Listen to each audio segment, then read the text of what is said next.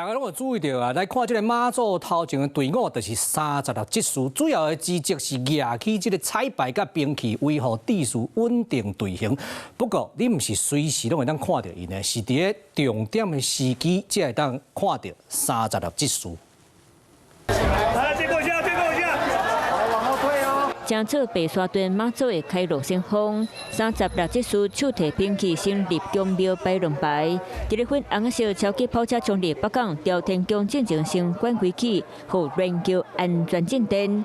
另外一個重點時機，麥當看到白沙屯36支書的揮舞身影。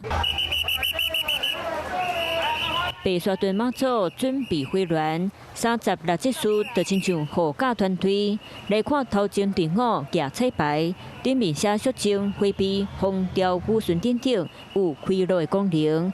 後邊隊伍舉各種兵器，其中文槍筆真熱門，代表學業進步金榜題名。進香之路真濟人攏會望文槍筆，祈求考試順利。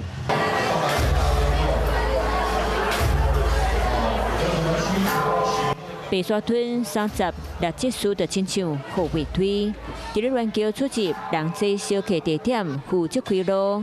入宮廟時是徛在咧兩邊，驚慎重趕緊連橋去弄掉。因除了觀現場的規矩，嘛顯示馬祖出巡的終點。Hello， 我是蔣新梅。想要搶先掌握最及時的新聞資訊嗎？趕快訂閱、按讚、開啟小鈴鐺，鎖定華視新聞 YouTube 頻道。